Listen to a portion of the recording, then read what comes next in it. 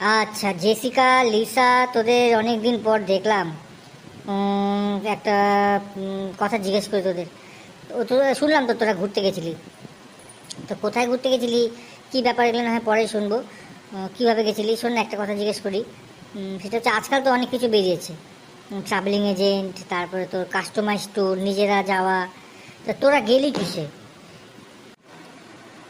হ্যাঁ রে গুবলু, আমরা তো ঘুরতে গেলাম। আসলে ছোটোর থেকে ওই ট্রাভেলিং এজেন্টের সঙ্গে যেতে যেতে একটা অভ্যেস হয়ে যায় না, একটা খুব কমফোর্ট জোন আছে বুঝলি। আমার তো খুব ভালো লেগেছে, একটা রিলিফ। ঘুরতে যাব সেই মজা, সমস্ত হোটেল বুকিং রেডি, কোথায় কোথায় যাব ট্যুর প্ল্যান রেডি, অনেক আগে ট্যুর প্ল্যানিং দিয়ে দিচ্ছে, একটা এক্সাইটমেন্ট প্রথম থেকে শুরু হয়ে যায় বুঝলি তো। আমি তো এটাই প্রেফার করব, আমার বাবা মাও এটা প্রেফার করে, তাই জন্য আমরা সবাই মিলে এটা করেই ঘুরতে গেছি, বুঝেছিস।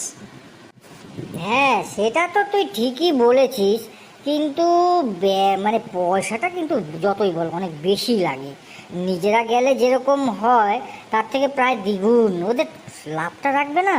এটা তুই যাই বল না কেন, প্রচুর পয়সা বেশি নেয়। আরে ধুর গুবলু, আমরা কাস্টমাইজ ট্যুরে গেছি, একবার একবার নিজেরা গেছি।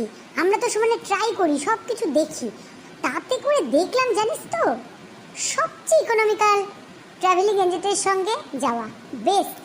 কেন বলতো, ওরা তোকে আগের থেকেই একটা ট্যুরের প্যাকেজের হিসাব দিয়ে দিচ্ছে, ওরা যা খাওয়াবে তোকে তাই খেতে হবে।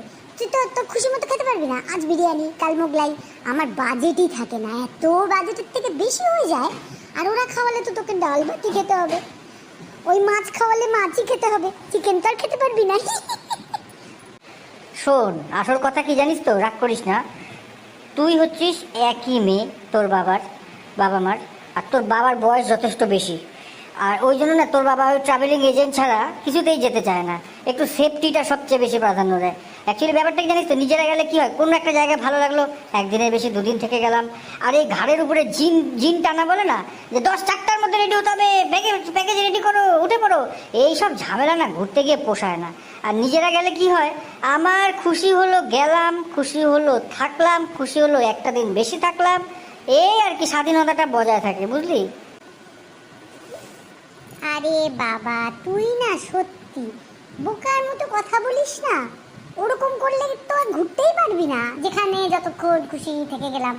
এটা কখনো হয় রে? তোর টিকিট করা থাকবে না, যতক্ষণ খুশি তুই থাকতে পারবি।